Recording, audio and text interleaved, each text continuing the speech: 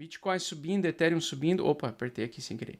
Bitcoin subindo, Ethereum subindo. Vamos falar sobre esses gráficos todos hoje. E hoje a gente vai começar então falando sobre gráfico, tá? Bitcoin na tela, gráfico na tela, tá? Nós temos o primeiro gráfico aqui que eu quero trazer para vocês, é o gráfico do Bitcoin barra dólar.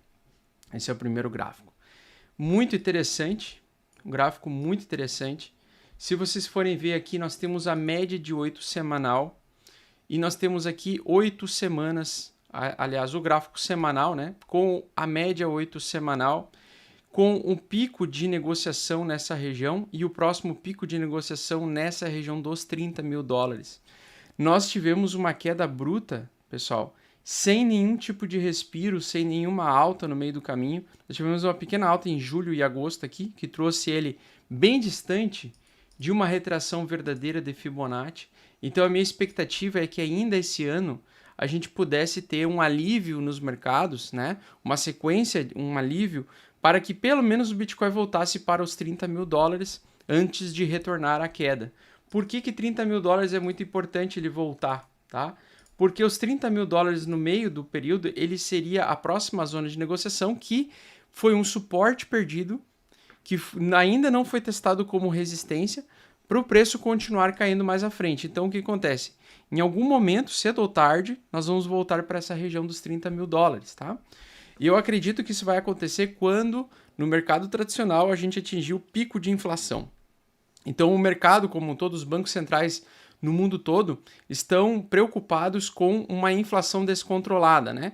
E inflação descontrolada, para eles conseguirem conter a inflação, o Banco Central simplesmente começa a elevar a taxa de juros, começa a não permitir uma facilidade de tomada de empréstimo por investidores, por empresas, e por isso que nós temos uma drenagem também de liquidez de dinheiro, de dólares no mercado, porque ele estimula a compra de títulos de dívida pública americana.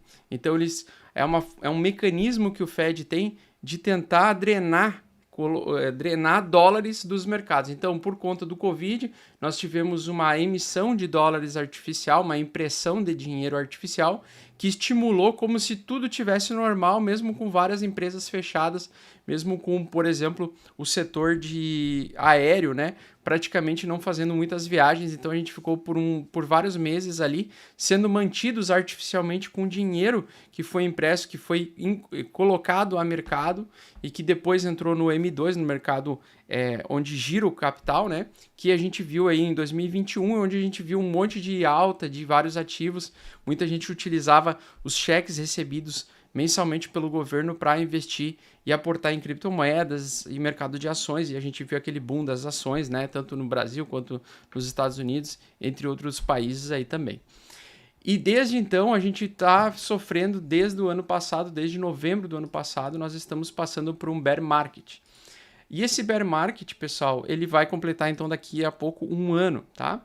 Nós tivemos, no caso do Bitcoin, uma perda desse suporte dos 30 mil que evoluiu para... Opa, perdão. Que evoluiu... Caralho, aqui. Que evoluiu para... Aqui. Que evoluiu para esse canal lateral aqui. E em nenhum momento a gente ainda conseguiu retornar nem pela metade, né? Só em julho e agosto a gente retornou na metade desse canal, testou ele, e agora nós estamos entrando em uma tentativa de formação de fundo. Percebam que a aproximação da média 8 semanal, ela vem batendo e rejeitando, né? Só que dessa vez pode ser que ela consiga fazer um rompimento verdadeiro semanal.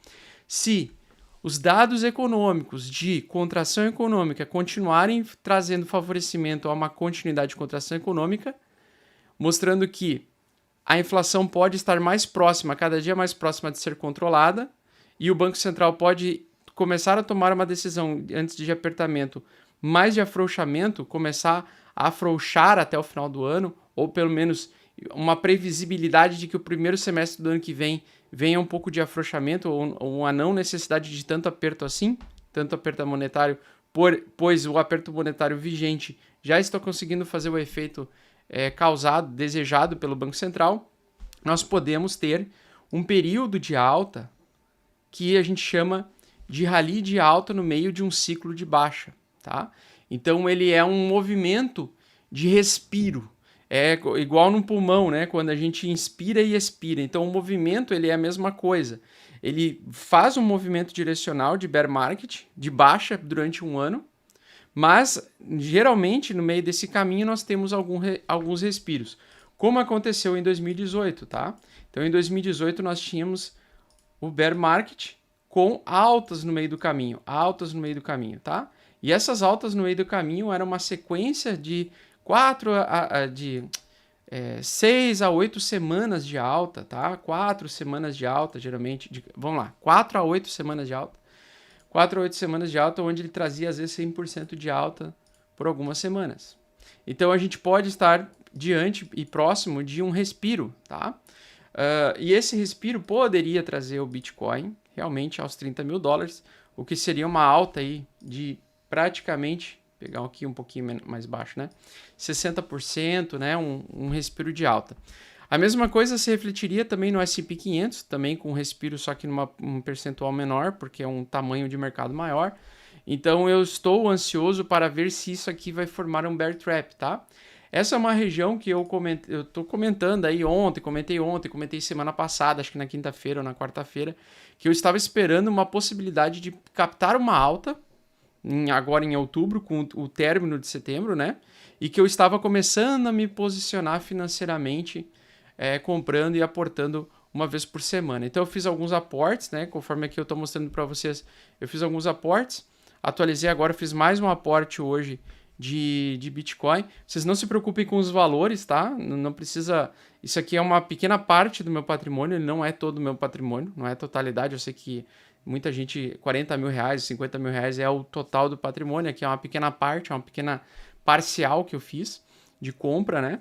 E basicamente nós estamos com um pequeno lucro aí, desde que eu comecei a fazer as compras parciais na semana passada. Então, eu fiz alguns aportes em Ethereum e Bitcoin, entre outras altcoins também. E basicamente nós temos aí um movimento, então, que eu estava esperando. Ainda podemos ter mais queda? Sim. Se a média de 8 for rejeitada ainda essa semana, a gente pode ter mais um mergulho até a região dos 17 mil dólares, né?